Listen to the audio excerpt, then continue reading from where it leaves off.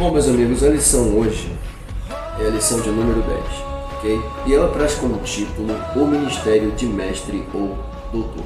Bom, como vocês bem sabem, a nossa lição que aborda esse ministério hoje, que na verdade é o último da relação deixada aí por Jesus, segundo que escreveu Paulo, em sua carta escrevendo aos crentes de Éfeso, capítulo 4, versículo de número 11. Para ser mais exato, ele começa a falar sobre essa distribuição dos dons deixada pelo Cristo a partir do versículo 7.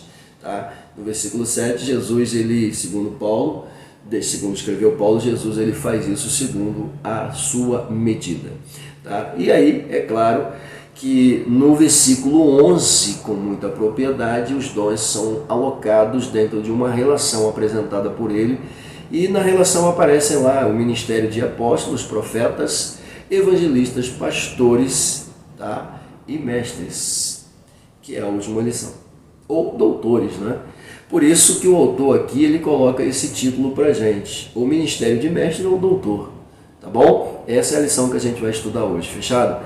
Então, seguinte, antes de eu começar aqui já a mostrar para vocês o texto áureo da lição, nós colocamos uma pauta ali, uma préviazinha, né, que diz assim: a lição de hoje traz como pauta o dom de mestre, também descrito como doutor.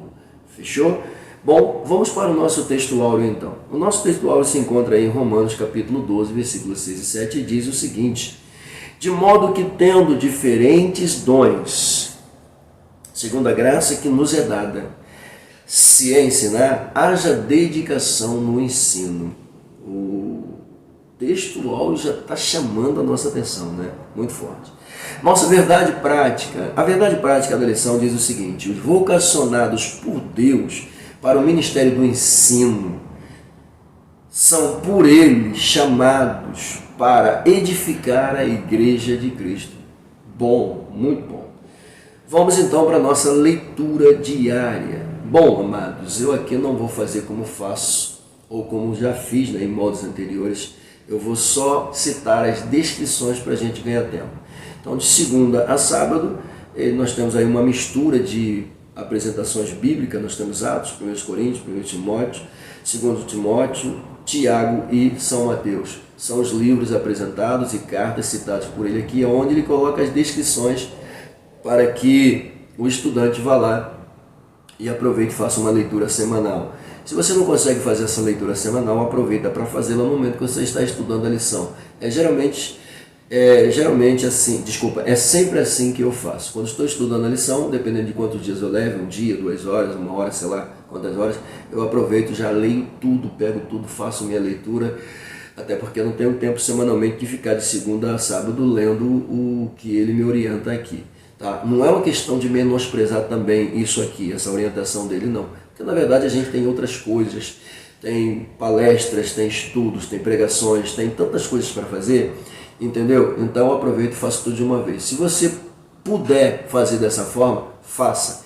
Então aproveite o momento que vai estudar a lição, mas leia, faça o seu comentário, tire suas ideias, tire suas conclusões, claro, tá? Da nossa leitura diária. Como eu disse para vocês, eu não vou fazer nada, somente citar aqui as descrições. A primeira delas é doutores na igreja. A segunda, nem todos são doutores. A terceira, doutores sem entendimento. E a quarta, falsos doutores. A quinta, a responsabilidade do mestre. E a última, Jesus, o mestre por excelência. Pegou? São temas, aliás, são descrições maravilhosas que dá vontade da gente ficar preso. Por isso que eu não vou ficar preso nelas. Vamos para a nossa leitura bíblica em classe. A nossa leitura bíblica em classe hoje, senhores, senhoras, se encontra justamente em 4 descrições bíblicas aqui. A primeira São Mateus, a segunda Atos, a terceira Romanos, a quarta Tiago. São Mateus capítulo 7, versículos 28 e 29, Atos 13, 1, Romanos 12, 6 e 7 e Tiago 3, 1. Vamos lá?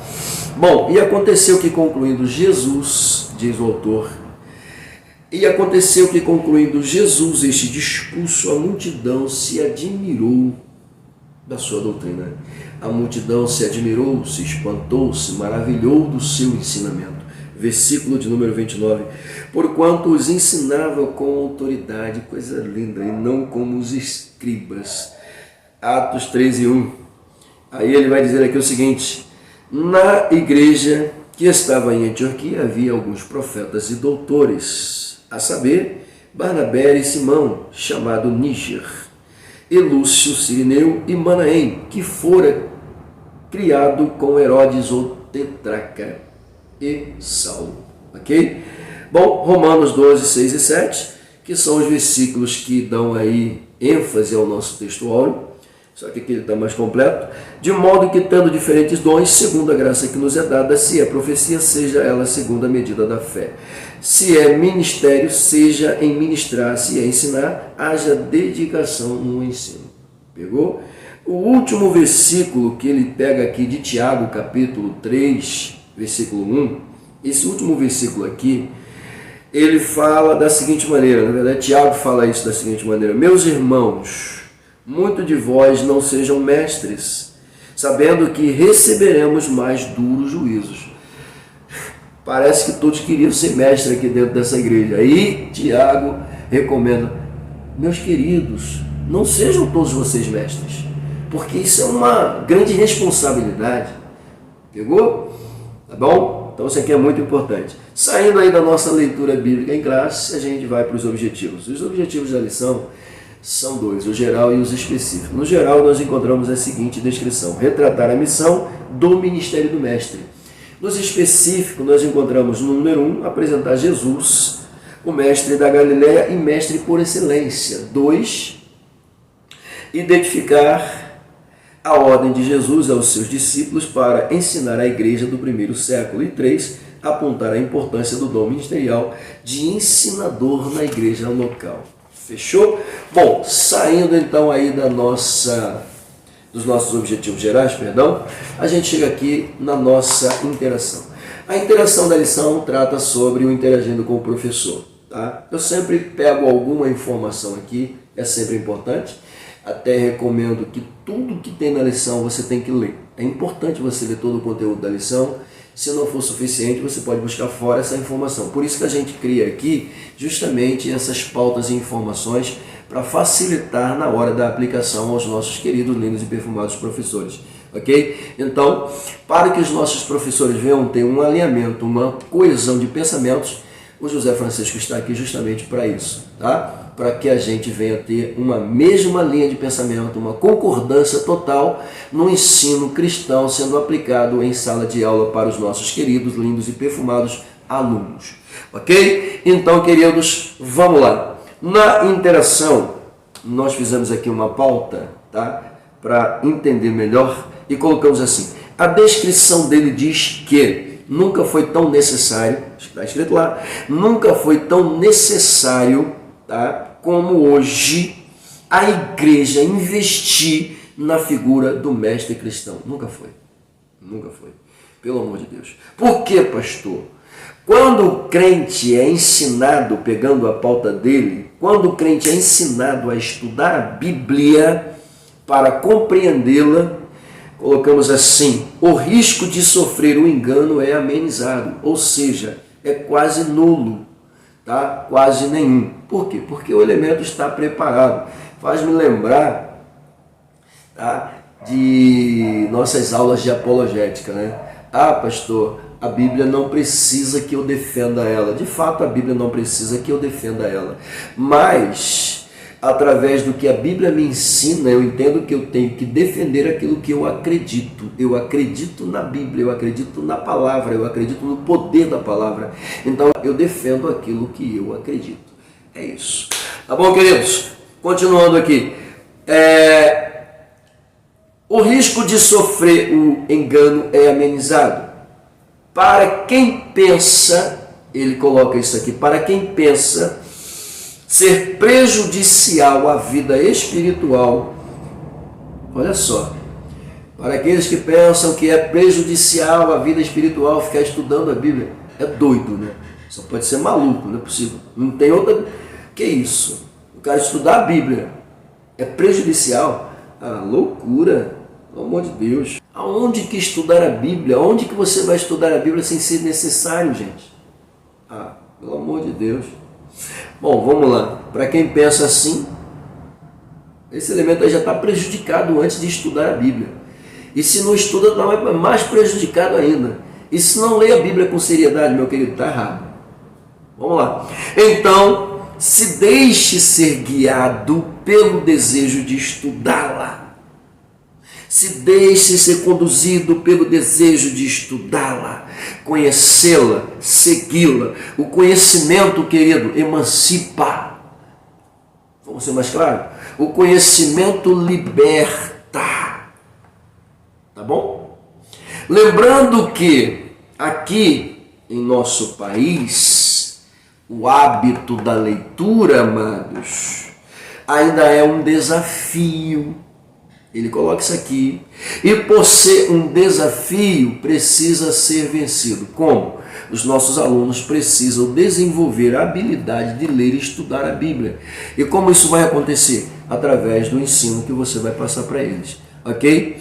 É muito importante isso. Tá bom? Então vamos lá. É importante, então, despertarmos o interesse de nossos alunos a obterem esse hábito, diz ele aqui, tá? Pois é bom e saudável se adquirir conhecimento. Fechou? Não preciso nem mais continuar. A gente vai para a nossa introdução. Vamos lá? Chegando na nossa introdução, querido. Nossa introdução aqui tá bonita hoje, né? Olha só. O ministério do ensino da palavra é primordial para a igreja exercer o discernimento no que tange ao tempo em que vive. Ele coloca aqui culturas, teologias e filosofias. O ministério do ensino da palavra hoje é primordial, suma, é importante demais. Por quê? Porque quando você estuda a palavra de Deus e adquire conhecimento, você passa a exercer discernimento sobre as coisas, ok? Quando ele coloca aqui teologia, coloca aqui filosofia, cultura, isso aqui é importante demais, você ter um conhecimento bíblico sobre essas pautas aqui. Por quê? É uma forma de você até mesmo, né, se defender de alguns ataques adversos. Tá bom? Nós colocamos uma pauta do lado assim: um ministério primordial cuja necessidade é tornar a igreja conhecedora e passar a ter discernimento. Pegou a visão? É isso aqui. Bom, mais uma pauta para a gente terminar com a introdução: a importância da função do mestre. Vamos lá. Tão importante é a função do mestre, diz ele aqui na introdução, para a igreja ou na igreja, tá? Que as escrituras declaram o quanto esse elemento que estuda deve se esforçar, tá, intelectualmente para exercer uma tarefa nobre. Que tarefa nobre é essa, o ensino? Pronto. É isso. Ok? Concluindo aqui, pegando a última pauta dele, ele coloca assim: é uma tarefa importante. Eu coloquei sim, é uma tarefa importante. Indispensável, diz ele, que exige muito de quem se desempenha. Pegou?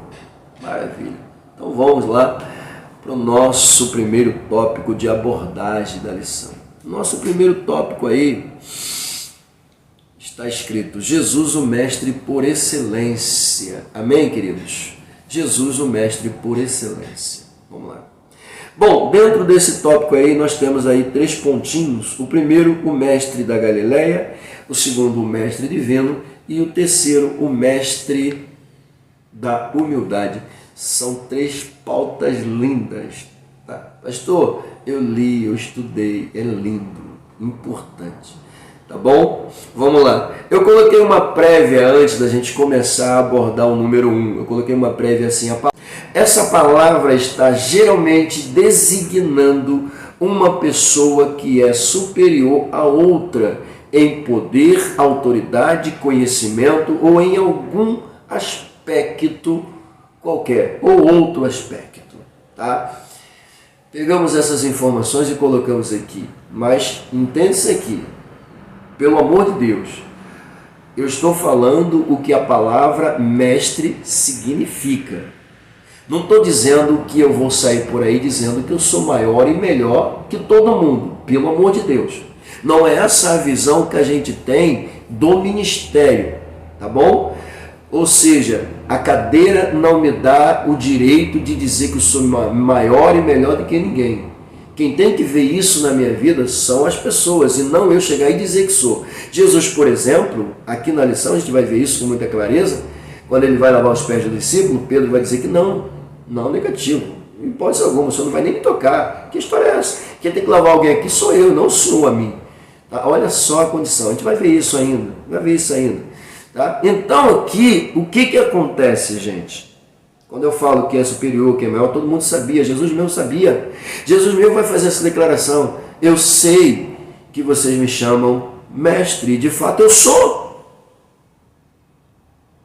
Eu sou. Porém, se eu não fizer isso, aí a necessidade de fazer é por quê? Por quê? Porque Jesus quer dar o exemplo, dizendo para eles o seguinte: o que eu estou fazendo, vocês também precisam fazer. Vocês vão ter necessidade de fazer. Tá pegando aqui? Então, quando eu coloco aqui, é o significado da palavra aqui, tá? Mestre está geralmente designando uma pessoa que é superior a outra em poder, autoridade, conhecimento. Ah, pelo amor de Deus, claro que Jesus tem tudo isso. Aí eu consigo entender. Vamos lá. O autor fala sobre várias versões do termo dentro da Bíblia. Sobre várias versões do termo dentro da Bíblia. Por exemplo, a palavra hebraica mais frequente, Adon, tá? Significa soberano ou senhor. Adon está relacionado ao mestre e significa soberano ou senhor. Claro que a gente não vai chegar aqui dizendo que a gente é soberano. Soberano é Jesus. Essa palavra aqui está mais para Cristo, né? Adon, o soberano, tá? O Senhor. Então isso aqui a gente coloca para Jesus, não para a gente. Tá? Isso aqui para mim está fora. Outra palavra que ele coloca aqui, tá? Para mestre, que é também colocado como instrutor, aquele que tem a capacidade de instruir com sabedoria, com graça, com conhecimento, porque tem o conhecimento, tem a técnica do conhecimento, tem a habilidade do conhecimento, ele é descrito como instrutor. E a palavra grega para essa palavra aqui é didáscalos. A palavrinha meio complicada, né? Didáscalos. Então, essa palavrinha aqui representa um instrutor. Como eu já disse, várias qualidades aqui, não preciso citar de novo. Ah, pastor, eu não escutei. Então volta aqui e escuta de novo. Tá bom? Outra palavra grega traduzida como mestre é epitastes. Significa meu mestre, superior ou professor. Pronto, já está chegando, né? Aonde a gente precisa chegar. Mas não para por aí. Uma outra palavra dentro do Novo Testamento, rabi. Quando ele usa essa palavra rabi, que quer dizer literalmente mestre, tá? Também aparece uma outra palavrinha que ele coloca aqui para a gente, categetes, que se refere a líderes. Bom, eu trouxe todas essas informações para você entender o que é um mestre, tá bom? Mestre é o rabi, mestre é o senhor, mestre é o que detém o conhecimento, mestre é o que instrui, mestre é o que tem o poder e o conhecimento para o fazê-lo. Por isso que Jesus ele ensina com autoridade, não só porque ele é mestre, mas porque ele é Senhor. Não só porque ele é Senhor, mas porque ele é soberano. Ai, coisa linda demais. Jesus, vamos lá, deixa eu ir pro número 1, né? Vamos lá, vamos para o número 1. Bom, coisa maravilhosa isso aqui, demais da conta. Bom, a lição de hoje traz como pauta o dom do mestre. Nós já vimos aqui várias descrições sobre o que é um mestre. O que é literalmente um mestre? Bom, uma pessoa dotada de conhecimento excepcional. Tá vendo? É a porta do autor. Ou seja, de saber. De saber. Tá? E o que é o saber? Saber é aquilo que dá nome à sabedoria. Tá bom? Então, uma pessoa dotada de conhecimento excepcional, dotada de conhecimento excepcional, dotada de saber, que é sabedoria, ok? E, é claro, de competência e ainda talento em qualquer ciência ou arte. Fala sério, pelo amor de Deus. Está tudo se corroborando com o que eu já antecipei na minha prévia entrando aqui. Tá? Tudo corroborando, tudo confirmando isso aqui. Mas vamos lá. Mais precisamente, o indivíduo que ensina. Pronto. O indivíduo que ensina é o quê? O mestre. Posso até colocar aqui o instrutor. Tá bom? Vamos dar continuidade. Por quê, pastor? Vamos dar continuidade. Por quê? Simples. Escuta isso aqui. Quando eu falo que, mais precisamente, o indivíduo que ensina, eu olho para a pessoa de Jesus e eu vejo que Jesus ele é visto e considerado como um mestre incomparável. Então coloca isso para a gente. Jesus é visto como um mestre incomparável. Por quê? Seu ministério terreno é marcado por 3 realidades, ao menos aqui. 3. Tem muito mais, mas eu peguei 3 aqui. Ensinar, pregar e curar. Escute isso aqui. Através do ensinamento, Jesus promovia liberdade. João 8,32. Conhecereis a verdade e a verdade vos libertará. Lindo demais. Através da sua pregação, ele anunciava o reino de Deus. Coisa linda demais. Que é isso? Meu Deus do céu. Sim, no ministério terreno nos mostra que seus sermões, ensinos e discursos eram inflamados pelo amor às pessoas.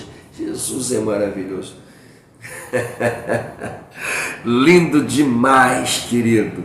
Bom, diante desta realidade, senhoras e senhores, lindos e perfumados amigos e professores, alunos que estão também nos acompanhando, escute isso aqui. Diante desta realidade, o autor diz, diferente dos escribas, Jesus ensinava como quem tinha como quem tinha autoridade. É diferente essa palavra aqui, né?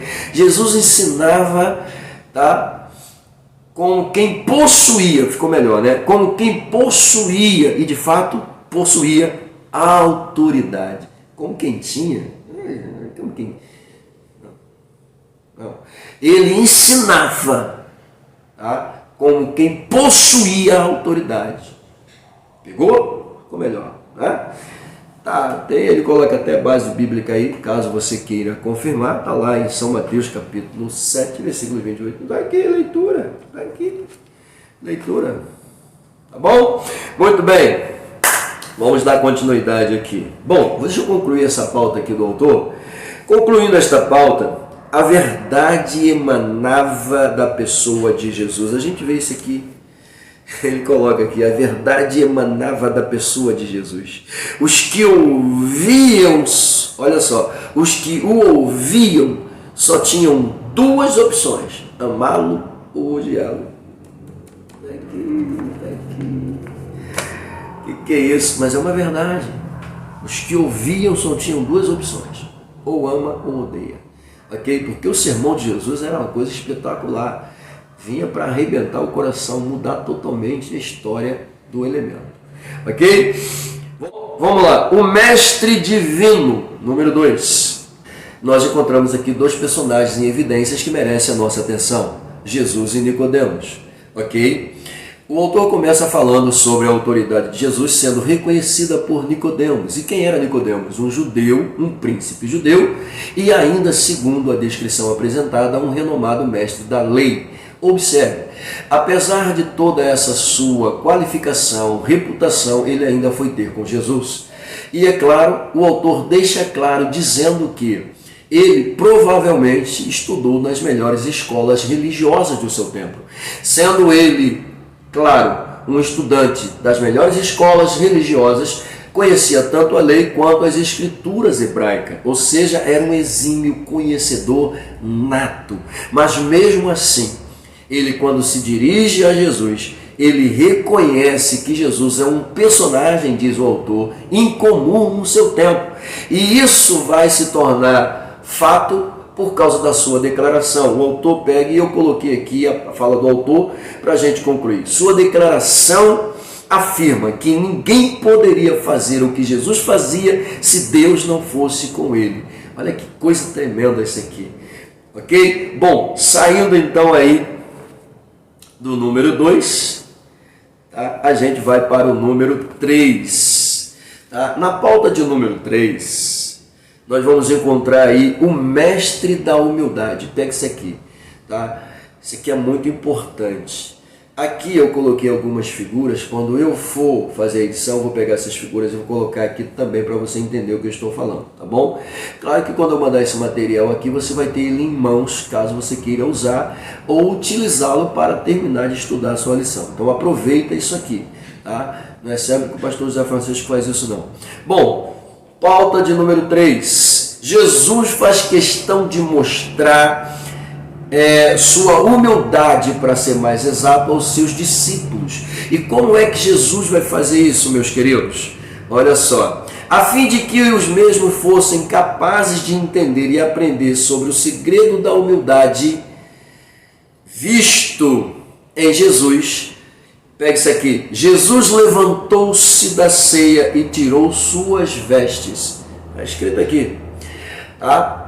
Tirou suas vestes. Eu coloquei de início aqui sua capa, tá? Tirou sua capa. Digamos que ele tenha permanecido, tá, com um roupão de linho, mas tirou sua capa. É uma possibilidade, ok? Só que o texto diz tirou suas vestes, ou tirou as vestes.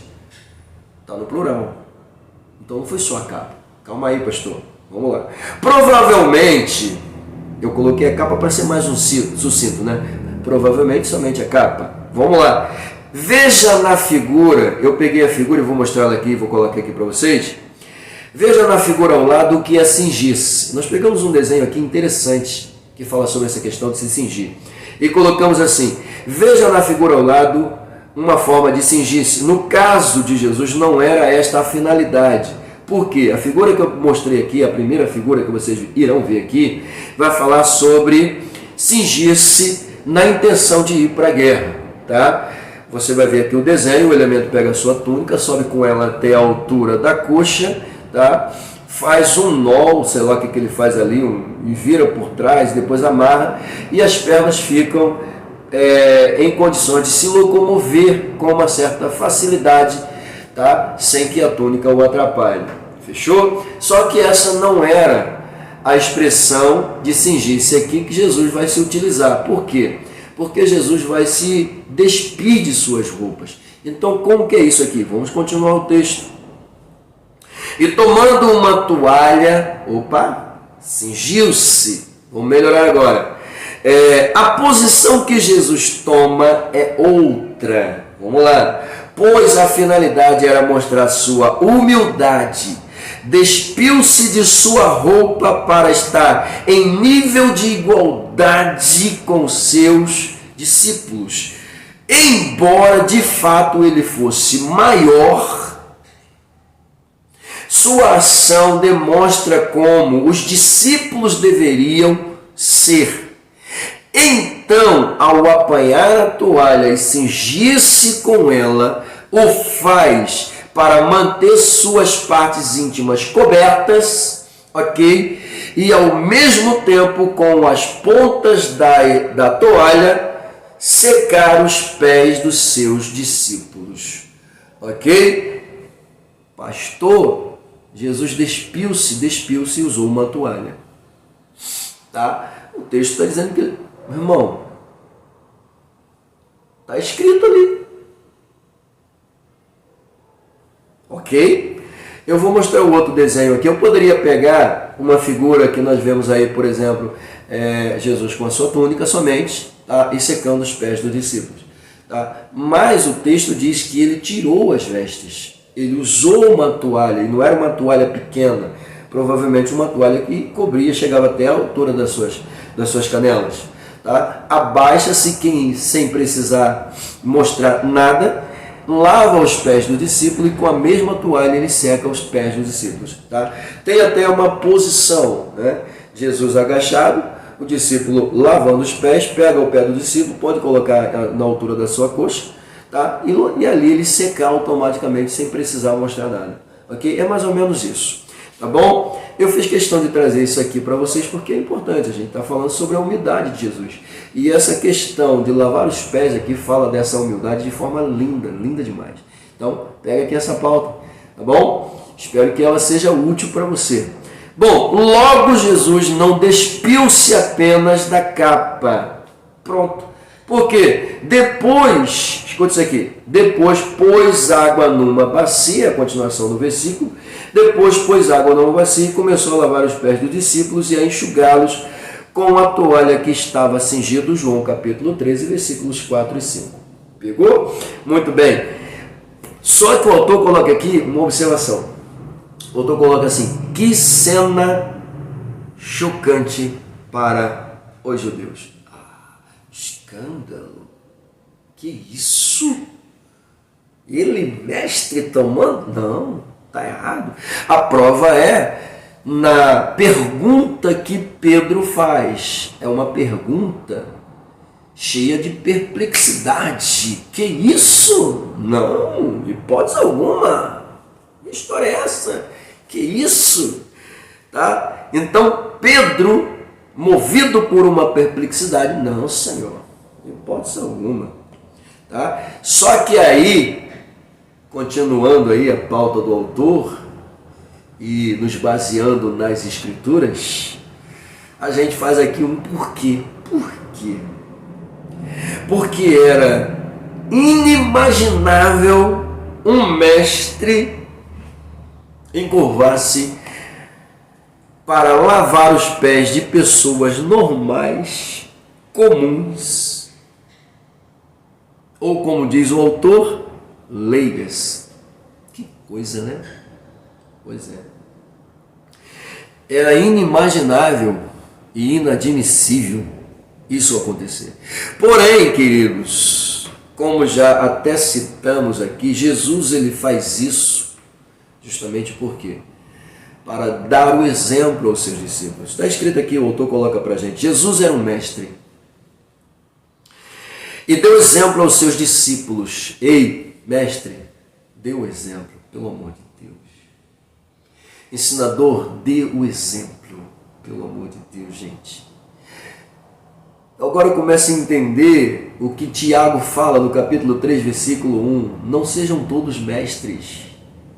Não sejam todos mestres. Olha a responsabilidade. Porque ser mestre é ser exemplo.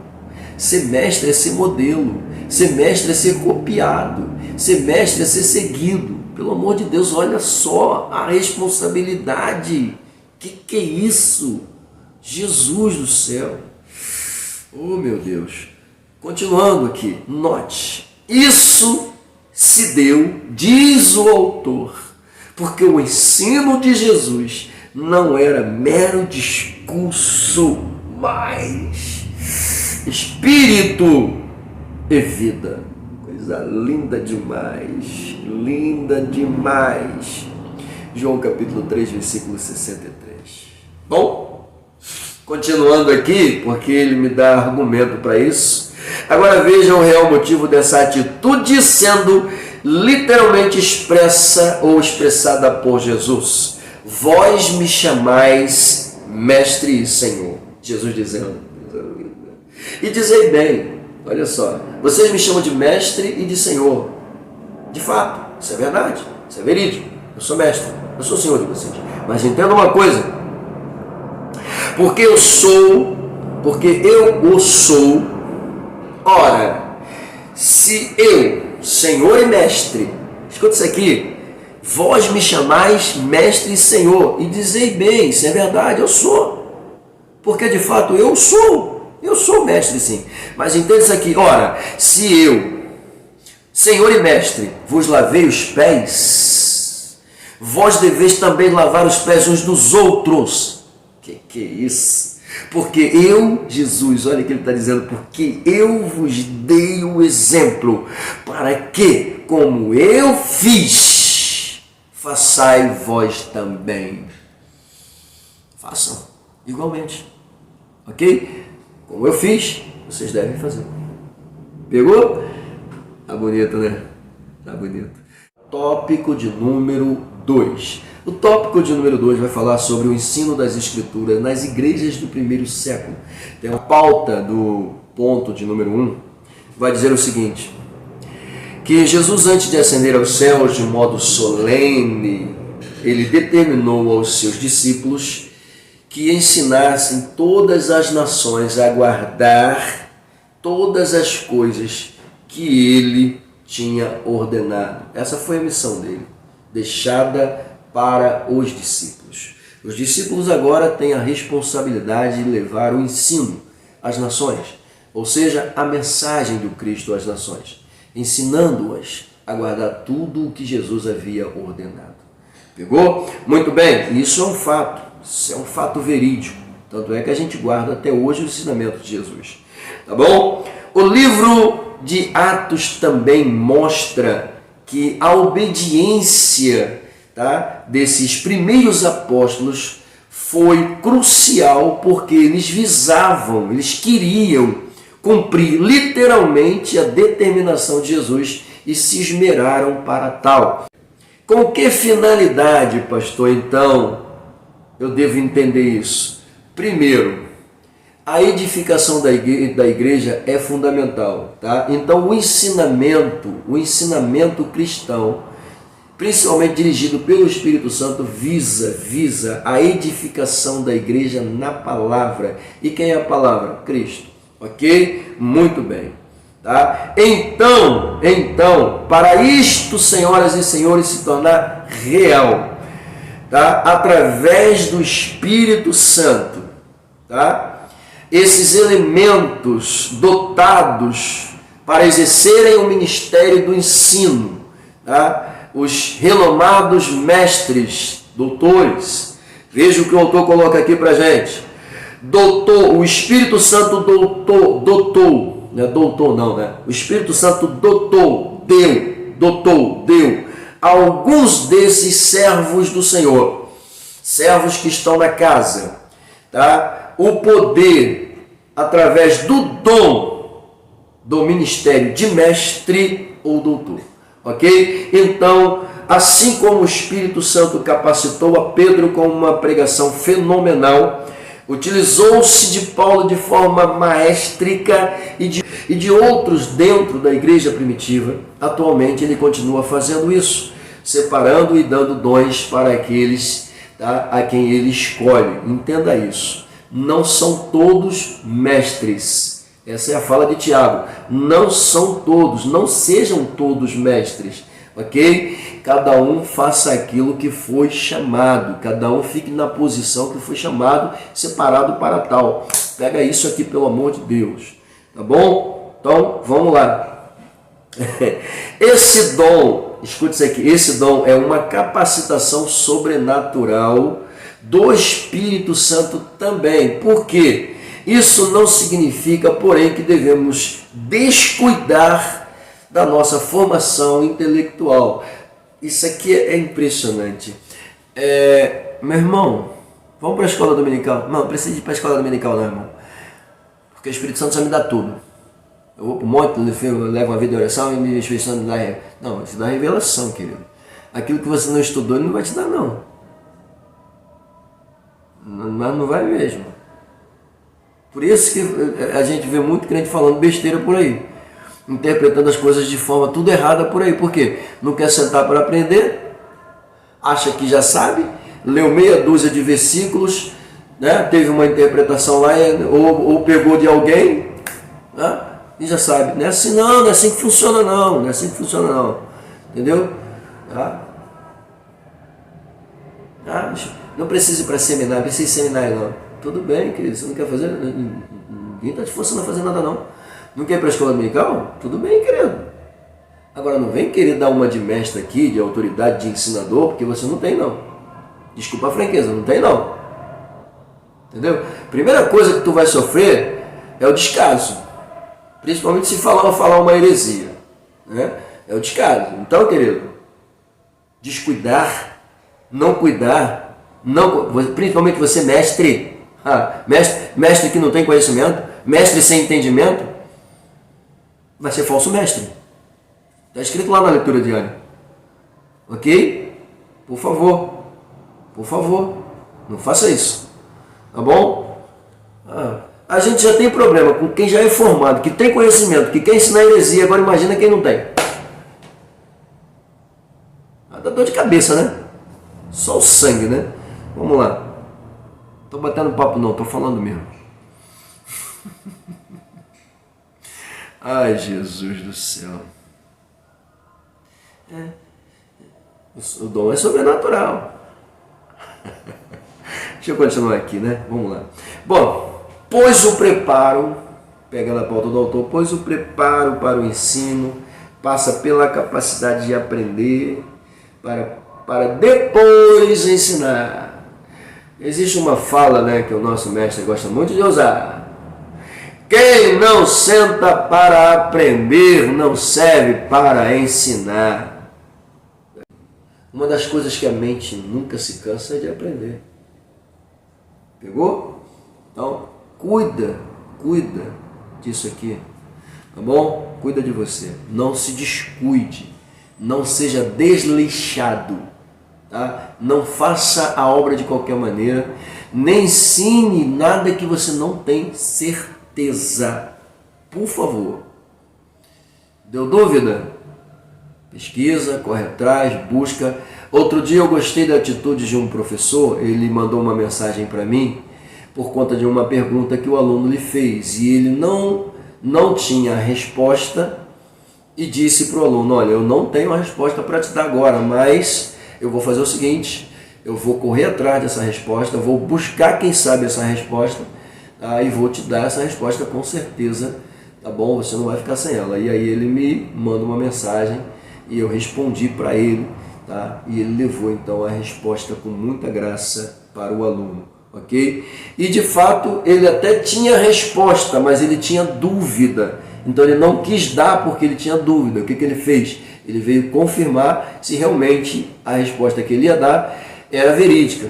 E eu acabei confirmando para ele: é verídico, querido, vai embora, segue, tá? É isso que acontece, tá bom? Então não fale o que você não tem certeza, tá? Não fique enrolando, querendo dar, não. E outra coisa, aluno quando pergunta, ele quer resposta precisa, tá? Não fique dando uma volta lá no sertão do Pará, não sei aonde, lá em Belém, para dar a resposta para o aluno. Não faça isso. Seja sucinto. É isso, ok? Vamos para o nosso número 2. O ponto de número 2 vai dizer o seguinte: a doutrina dos apóstolos. Aqui, olha que coisa. Aqui eu fiz questão de pegar a pauta do autor. Gente, vocês vão gostar disso aqui. Quando vocês pegarem isso aqui, vocês vão gostar disso aqui. Olha só. A doutrina dos apóstolos. Maravilha. Qual era a real doutrina dos apóstolos? Qual era a real doutrina dos apóstolos, pastor? Qual era? Vamos lá. O autor coloca pra gente aqui, dentro da lição, Atos, capítulo de número 2, versículo de número 42, falando sobre os primeiros convertidos, tá? E esses primeiros crentes, o autor diz, e a Bíblia mostra pra gente, que eles perseveravam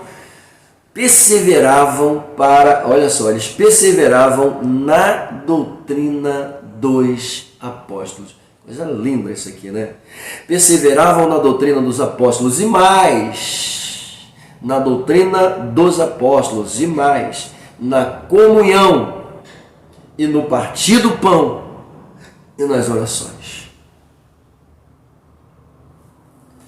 Para eles manterem a comunhão, a doutrina ensinou.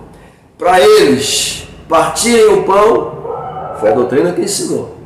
Para eles levarem uma vida de oração, aprenderam onde? Na doutrina. Então, querido, é assim que funciona. Deixa eu melhorar isso aqui para você. Vamos lá. Perseverar. Primeira palavra que a gente encontra. Perseverar. Insistiam em permanecer firmes na doutrina por opção própria. 2. Doutrina. Ensinamento. A regra a ser seguida para se manter firme diante de Deus. Pegou?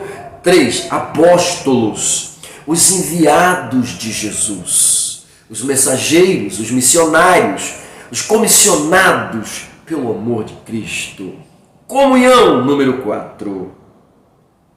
Viver em plena unidade. Olha que coisa linda. Uma das pautas principais da apresentação de Paulo na carta aos Efésios é levar os crentes a essa unidade.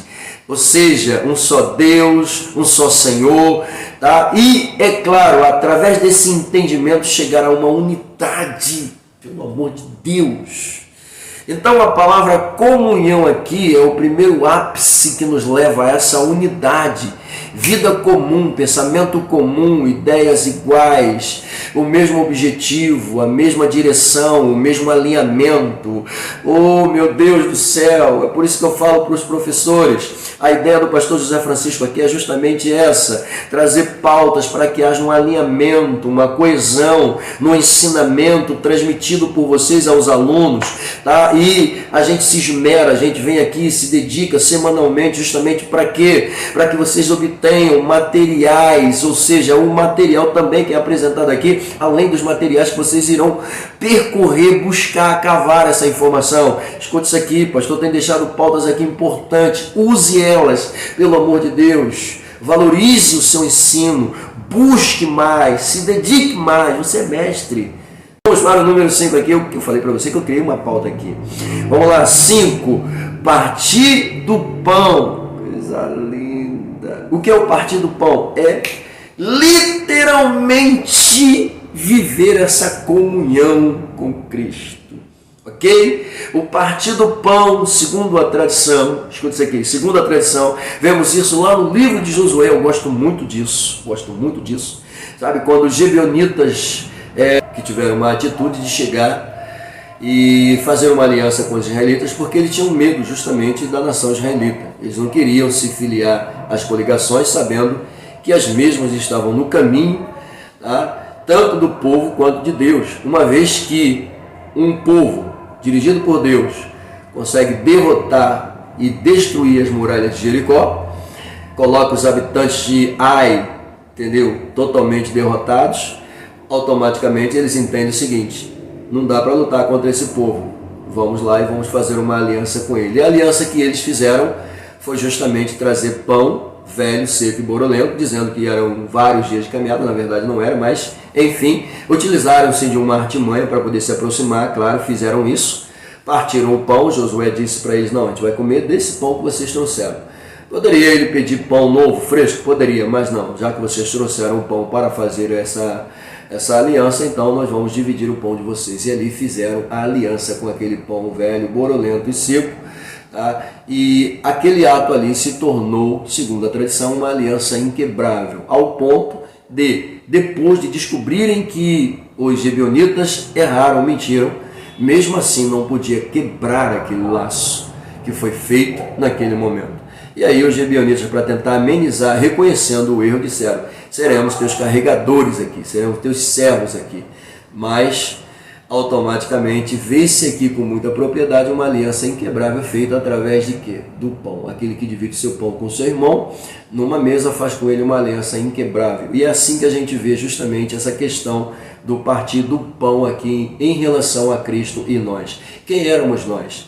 Éramos justamente igual aos gibeonitas, oriundos do mundo de medo, do mundo de pavor, do mundo de dificuldade, sabendo que a primazia estava com o povo santo, e aí nós automaticamente, iguais a ele, sabendo que o pecado, o mundo, iria nos levar para o inferno, se permanecêssemos com a aliança feita, tá, com o mundo, o inferno seria a nossa eterna morada. Então, para evitar isso, tá, até mesmo o medo de ir para o inferno, o medo de morrer sem salvação, sem saber sem saber o que havia do outro lado, esse medo automaticamente, e também senso de revolta, porque não tinha como, fez-nos com que nos aproximássemos de Jesus e fizéssemos com ele uma aliança, e ele se tornou justamente esse pão da comunhão, esse pão da aliança, repartindo conosco, para que com ele nós fizéssemos uma aliança inquebrável. Fechou? Então, isso é muito importante. Partir do pão, comunhão com Cristo. Para finalizar, número 6, ele coloca ali nas orações. Olha só, nas orações. Nas orações, desculpa, nas orações eu vejo aqui concordância. Concordância. Atos dos Apóstolos, capítulo de número 1, tá? Eles estão justamente orando em comunhão e um só pensamento. Então a oração aqui representa isso para mim, comunhão. Fechou? Pastor, por que o senhor separou tudo o que eles disseram? Justamente para você entender o que eles estão fazendo. Eles perseveraram, eles mantiveram o foco na doutrina. E doutrina esta que foi trazida justamente pelos mestres que eram os apóstolos. Tá? E isso fazia com que eles vivessem literalmente uma comunhão através do partir do pão e nas orações, ou seja, na vida de oração que eles tinham. Tá bom? Muito bem, muito bem, muito bem. Por que, pastor? Sim, em cada um havia temor, por causa das muitas maravilhas e sinais que se faziam pelos apóstolos. Coisa linda, né? Através do que eles viam acontecer na vida dos apóstolos, eles começaram a crer justamente nos ensinamentos transmitidos pelos apóstolos. Mas entenda uma coisa, tá? Os apóstolos não eram os donos da doutrina, tá bom? O autor traz para a gente aqui, e a gente vai ler isso aqui com vocês. Logo, a doutrina dos apóstolos, tá? Aqui referida, trata-se do conjunto de ensinos de Cristo, tá? Administrados por eles de forma constante e eficaz para o crescimento dos novos crentes. Pegou? Então, a doutrina dos apóstolos aqui é justamente os ensinamentos deixados pelo Cristo, ok? Vamos para o ponto de número 3.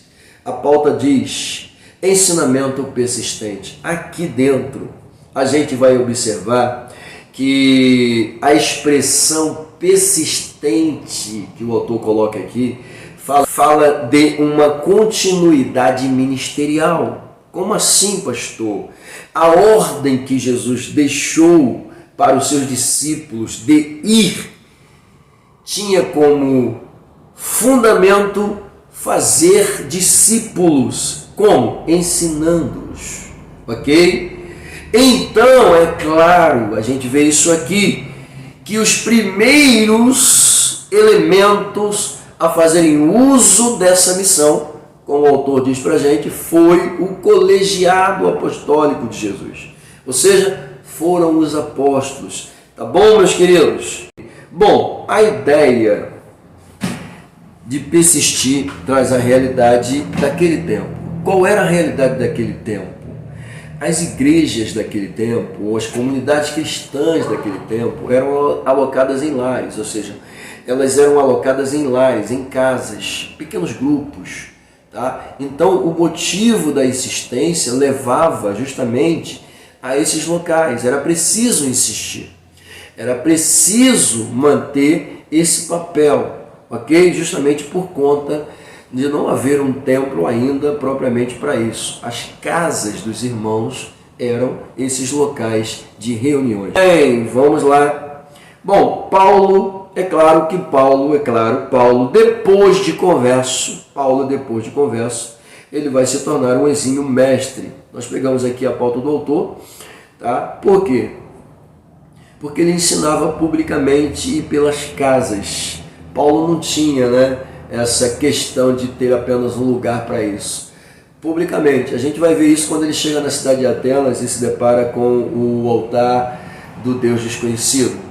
Tá? Quando ele se depara com aquele altar, ali mesmo ele começa a pregar a palavra do Senhor, ele começa a anunciar a palavra do Senhor. O que eu aprendo aqui? Paulo necessariamente está dizendo para mim o seguinte, que ele não precisa de uma casa, de um templo, para ele divulgar Jesus. Por isso que as cruzadas e os evangelismos são importantes para a igreja do Senhor, ok? Ou seja, o cristão precisa erguer a sua voz e anunciar o Senhor Jesus Cristo enquanto é tempo. A gente vê isso na vida de Paulo. Por isso que Paulo se torna publicamente um pregador, tanto em ruas como em casa. Paulo não tem frescura. Tá bom? Muito bem. Continuando aqui. O autor até coloca mais ainda assim, só para a gente ter uma ideia mais clara, tá? E pelas casas, testificando tanto a judeus como aos gregos. Testificando o quê? A sua conversão, tá? A sua conversão e a sua fé em Cristo Jesus eram as pautas da sua pregação. Coisa linda, né? Seu testemunho e a sua fé em Cristo Jesus. Ok? Isto era literalmente insistir na sua chamada. Faça isso, insista na sua chamada. Desculpa, faça isso, insista na sua chamada. Valorize a sua chamada. Você é mestre? Então valoriza. Busque mais, se aperfeiçoe mais. Se aperfeiçoe mais, cresça mais. Falou? Muito bem. Ok. Bom, naquele tempo, para terminar aqui, Deus havia preparado homens para ensinar e levantado doutores nas igrejas, levantado doutores na igreja em Antioquia. E ainda hoje, diz o autor, o Pai Celestial igualmente deseja levantar mestres em sua igreja. Vivemos dias em que este ministério nunca foi tão necessário, tá? Porque o ensino ele é constante. Tá bom? Ei, mestre, você que tem a chamada, se põe na posição, deixa Deus te usar. Tá bom? Vamos para o tópico de número 3 da lição, a importância do dom ministerial de mestre. Aqui as 3 pautas apresentadas. A primeira, uma necessidade urgente da igreja. A segunda, a responsabilidade de um discipulado contínuo. E a terceira, requisitos necessários ao mestre. Você vai gostar da terceira, viu? Tenho certeza. Bom, número 1, necessidade urgente da igreja. Bom, a gente vê aqui que para o ministério de ensino ser eficaz na igreja local, ele diz que é preciso ter pessoas vocacionadas, que é preciso ter pessoas capacitadas. E você vai entender por que eu estou dizendo aqui capacitadas. Porque não são todas elas capacitadas. Não são todas elas que possuem cunho ou que reúnem informações, tá? Ele coloca aqui exegéticas, históricas, literárias da Bíblia. Então, se não são todas que possuem cunhos sobre a exegese, sobre a historicidade e sobre a forma literária da palavra, como é que vai aplicar? Como é que vai ensinar? Vai ficar faltando. Então, querido, não são todas que têm, mas as que têm, faça o seu papel com esmero e com dedicação. Você que Deus separou, você que Deus alocou grande responsabilidade no ensino, seja um mestre, mas seja um mestre capacitado. Pegou aqui a visão, querido? Pelo amor de Deus. Ah, meu Deus. Aleluia. Foi Deus que escolheu, foi Deus que concedeu mestre para a igreja. Então, se você é um mestre na igreja, deixa o Senhor ser a pauta de aplicação da tua exegese, da tua homilética.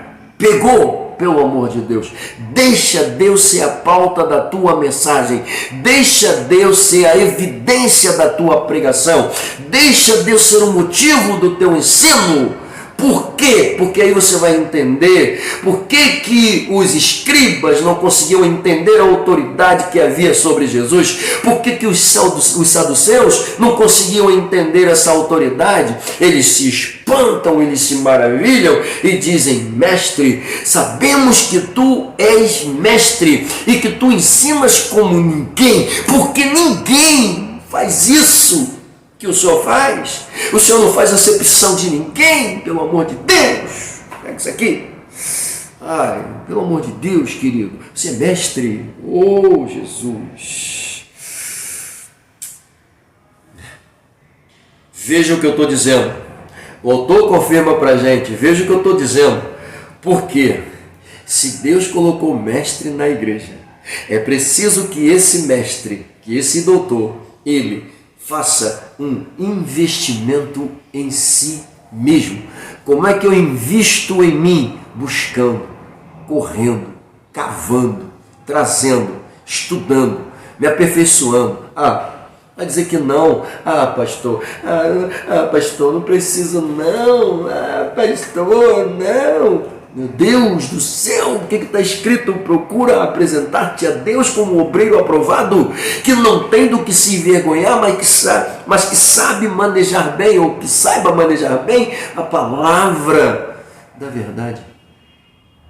Olha o que o versículo está dizendo. Procura apresentar-te a Deus como obreiro aprovado. Olha o que Pedro vai dizer: mas antes cresci na graça e no conhecimento que há em Cristo Jesus, na graça e no conhecimento que há em Cristo Jesus. Ok? Jesus diz: conhecereis a verdade, e a verdade vos libertará. Pelo amor de Deus, errais por não conhecer as Escrituras e nem o poder de Deus. Pelo amor de Deus, pelo amor de Deus, pelo amor de Deus, invista na sua vida.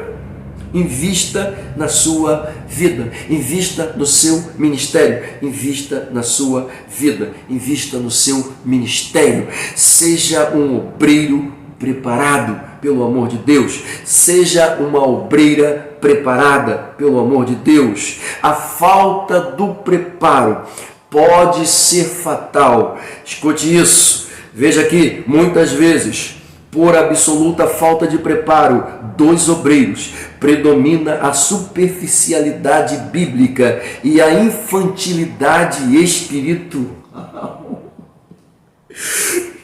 Meu Deus do céu! E o engano, ele diz aqui, e o aumento do engano promovido pelas astúcias dos falsos mestres se tornam fatais. Não, olha só, deixa eu ver isso aqui de novo. Não, professores, pelo amor de Deus, priorize isso aqui, pelo amor de Deus, veja isso. A falta do preparo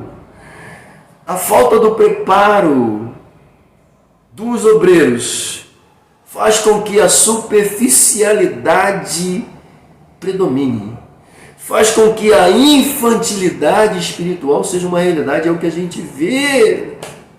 Gente, pelo amor de Deus. Que isso? Gente, eu sou pentecostal, gente. Eu sou pentecostal. Tá? Eu gosto de fogo, eu gosto de poder, eu gosto de palavra, eu gosto. Mas ser menino e ser superficial não rola, não cola, não dá. Pelo amor de Deus. O poder é bom, pular, correr, é emoção. A Bíblia não é só isso não. Meia dúzia de versículos a ler e pronto. Lê e não entende. Não, é porque... pelo amor de Deus, Jesus. Meu Pai. Que isso? Olha aí. Superficialidade bíblica. Quer que eu te mostre o que é isso? Vamos lá. O que o Senhor fala para o profeta? O que o Senhor fala para o profeta? Para ele entrar nas águas, sim ou não? Pegou, né? Superficialidade. Até a altura do joelho você ainda é superficial. Até a tua cintura tu ainda é superficial, querido. Não está sendo profundo o suficiente. Ok? Chegou nos ombros, bom, você já não é tão superficial, você já não é superficial praticamente, mas quer melhorar? Bom, deixou de ser superficial quando chegou nos ombros, tá quase bom, mas ainda não tá bom. Por que, pastor? Eu já estou com água nos ombros, já está o suficiente aqui. Não dá, eu já tenho o suficiente. Tem não, abaixa a cabeça, mergulha. Os segredos ocultos, profundos. A palavra diz-nos que o Espírito Santo, ele prescruta as profundezas de Deus. Se é ele que faz isso, E é Ele quem te leva a mergulhar. Ele está dizendo, vem comigo, eu quero te levar às profundezas e aos segredos ocultos dentro da palavra. Eu quero te trazer revelações, eu quero te dar revelações, te trazer revelações que você desconhece. Mas isso Ele só dá para quem aceitou o desafio de sair da superficialidade. Pegou a visão? Você que escolhe. Se quer ser superficial, você corre perigo. Corre perigo por quê? Porque qualquer um que detém um conhecimento qualquer vai chegar ali, vai te enganar e pronto, vai te levar. Então não seja superficial, seja autêntico. Tá bom? Então, professores, isso aqui é importante demais, lindo demais. Pelo amor de Deus. Deixa eu terminar essa pauta aqui. Esse dom do Senhor é para a igreja amadurecer em todas as dimensões da vida. E ao mesmo tempo desmascarar os falsos ensinos. Coisa linda demais. Te amo, Jesus, pelo amor de Deus. Número 2. A responsabilidade de um discipulado contínuo. Olha só. O que eu aprendo aqui? Essa questão do discipulado contínuo me ensina o seguinte. Que ao mesmo tempo que eu ensino, eu preciso aprender para continuar ensinando. Eu preciso cavar informações para continuar ensinando. E à medida que eu cavo, eu busco, eu corro atrás, eu estou aprendendo. Então, esse discipulado, ele é contínuo porque mesmo o aluno que depois que termina o seu discipulado, ele continua na escola aprendendo, ele continua ali aos pés do mestre que está ensinando, é porque ele não se cansa de aprender. Então, esse discipulado aqui não termina simplesmente quando o professor termina a matéria, acabou, o elemento vai batizado, acabou. Não, continua, o discipulado continua. Nós estamos sendo discipulados ainda, porque eu preciso continuar aprendendo para continuar ensinando. Da mesma forma, aquele que aprendeu vai ter que fazer o mesmo. Assim funciona. É isso que ele quer dizer aqui. Mas eu peguei aqui e coloquei aqui o seguinte, Jesus deixou claro a missão da evangelização. A missão da evangelização e a missão do ensino, como pauta dessa missão, tá? Como pauta dessa missão, a igreja é detentora e responsável por isso. Então, dar continuidade ao ministério e continuar discipulando vidas através do bom ensino da palavra de Deus é fundamental, tá? E isto é feito por homens e mulheres vocacionados, capacitados para estar nesta área. Pegou a visão, queridos? Bom, requisitos necessários ao mestre. Número 3. Bom, o autor coloca aqui. Apresentaremos aqui alguns requisitos importantes para a igreja reconhecer pessoas com o dom ministerial de mestre em nossa época. Ok? Aí ele coloca aqui esses requisitos. Letra A, salvo em Cristo. Bom, não pode haver dúvida, diz eles, quanto à própria experiência salvífica por parte do vocacionado, ou seja, esse elemento que é separado para ser mestre pelo Senhor, ele precisa ter convicção, certeza absoluta da sua salvação. Então, se você não tem certeza da sua salvação, que mestre você vai ser? Então não serve para ser. Você tem que acreditar no que você tem sobre Cristo, no que você é, no que você recebeu. Tá? Você precisa acreditar na sua vocação e precisa ter fé na sua salvação, com certeza. Tá bom? Porque isso é essencial. Porque através do seu ensino você transmite para o aluno justamente o quê? Você transmite certeza e convicção. Então isso é importante, tá? Mas infelizmente o autor coloca aqui que existem pessoas que não creem naquilo que ensinam. Pelo amor de Deus, tá? Então não há verdade nem firmeza nessas pessoas, tá bom? Não seja um mestre que não acredita na evidência, não seja um mestre que não tem fé, não seja um mestre que duvida da capacidade ou mesmo da própria salvação. Tá bom? Para ser um mestre, a primeira coisa aqui é ser salvo em Cristo Jesus e ter certeza disso. Segundo, ter um hábito de ler. O hábito de ler é importante para quem é mestre, ok? Nós falamos que no Brasil a cultura da leitura ainda é muito ignorada, ou seja, O povo não tem esse hábito. Mas através do ensinamento cristão, nós precisamos alocar a cabeças dos nossos irmãos, crentes, servos, alunos, a importância da leitura. E eu vou um pouco mais além. Não é somente a leitura da palavra de Deus. Não. Você precisa ler livros também. E na semana passada eu até mencionei um livro que eu recomendei sobre a arte da guerra. E recomendei e recomendo. É uma leitura excepcional. Tá? Linda demais. Tá? Quem puder adquirir esse material, adquira, leia. Pastor, mas é um livro secular, pastor. Eu sou crente, eu não vou ler um livro secular. Você não tem noção do que é aquele livro.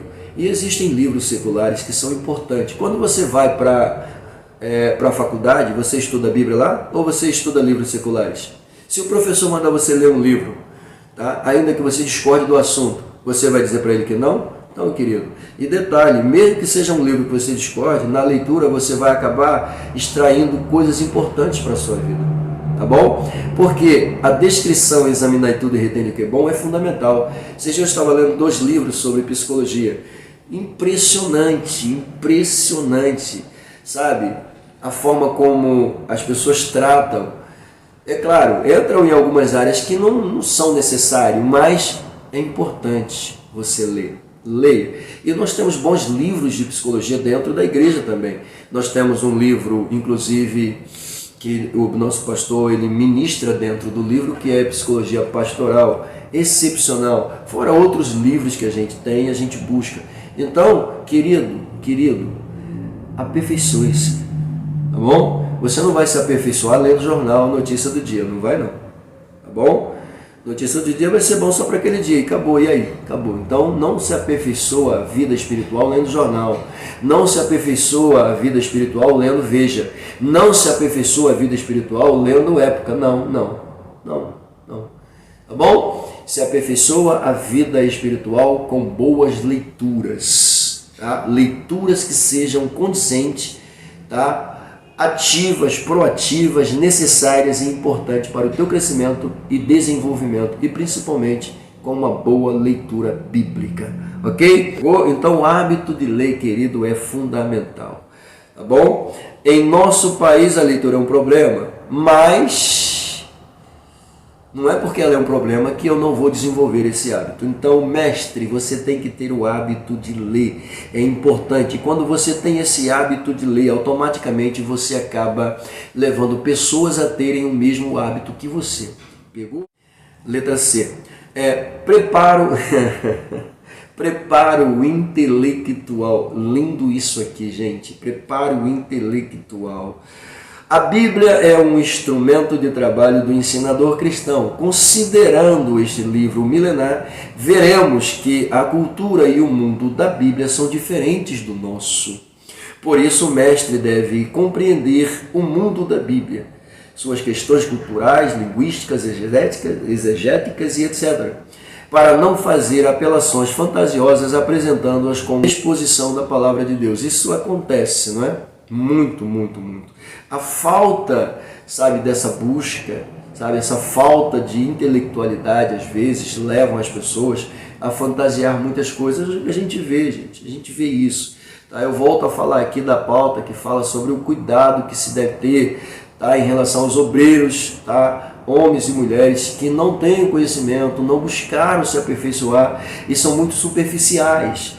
A superficialidade leva, às vezes, falsos mestres conduzirem o rebanho ao engano. Então, não seja superficial.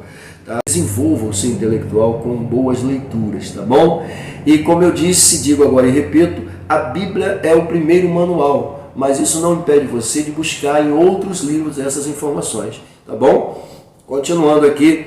Um coração em chamas. Martin Lloyd Jones dizia que a verdadeira pregação era teologia em fogo. Essa expressão aqui é linda, eu gostei disso, né?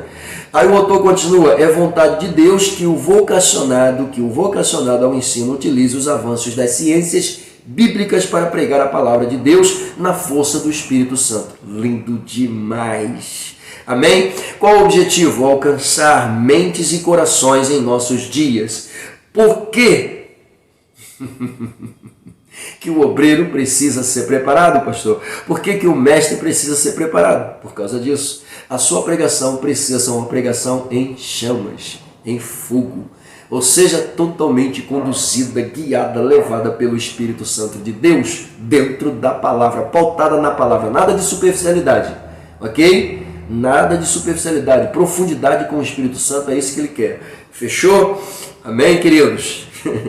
Maravilha, glória a Deus. Mente bem preparada, ele vai dizer aqui, conectada, um coração em chama, apaixonado por Jesus, são fundamentais para você, tá bom? Deixa eu repetir isso aqui, gostei disso aqui.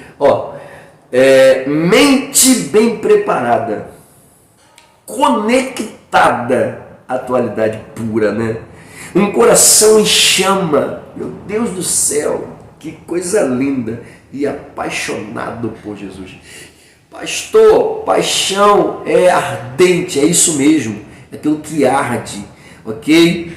Tá? Pelo amor de Deus, coisa linda demais. Bom, finalmente a gente chega aqui na nossa conclusão. Queridos, o autor diz que é preciso desfazer a ideia propagada ao longo de décadas acerca do preparo intelectual do crente. Alguém dizia isso? Dizia. Eu me lembro de um grande homem de Deus, não deixa de ser um servo do Senhor.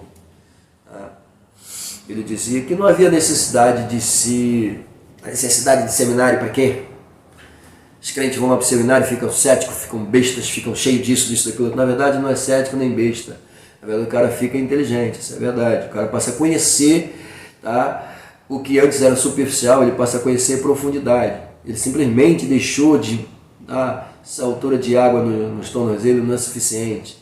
Tá? Eu quero água que realmente me cubram totalmente. Então, ou seja, era totalmente contra, né?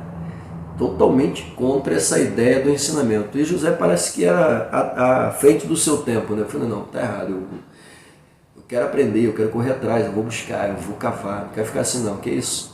Eu não deixei aquilo entrar dentro de mim. Então, busquei seminário, busquei informações, busquei aperfeiçoamento, busquei e continuo buscando até hoje. Continuo buscando com o maior prazer até hoje. E vou continuar buscando até que Jesus venha, tá? E eu não aguente mais, eu vou continuar buscando. É assim que funciona, tá bom? Então, infelizmente, para que seminário? Para que escola dominical? Eu não preciso de escola dominical, Deus me dá tudo. Eu vou lá para o monte, passo uma semana lá acampado, desço. Tudo bem, querido. Passou uma semana lá, beleza, show de bola. Leu a Bíblia todinha durante a semana? Não. Mas se leu, tudo bem. Não, voltou com conhecimento? Voltou. Mesmo assim, entendeu? Mesmo que você tenha voltado, leu a Bíblia todinha e conheça ela de frente para trás, de trás para frente, de có e salteado, meu querido, se você não estudar o tempo, a cultura, você vai pregar besteira. Tem que estudar. Não tem jeito. A cultura do povo israelita é totalmente diferente da nossa. Vai fazer como um pregador que chegou assim, não, irmão, porque isso aqui é como lá no sertão, né? É lá no sertão tudo seco, aquela coisa toda, tal. Fez uma alusão, tal. Aí leu na Bíblia, não, isso aqui tem lá no norte. Isso aqui é igual lá no norte. Não, porque é assim mesmo, porque isso aqui, só faltou dizer que os judeus estavam lá. Okay. Pelo amor de Deus, né? Coerência, tá? Então, quem falou essa asneira aqui, entendeu? Infelizmente não sabe o que é ter uma vida intelectual, uma vida espiritual, uma vida pautada, centrada na palavra, ok? Então, estude mesmo, busque mesmo, tá?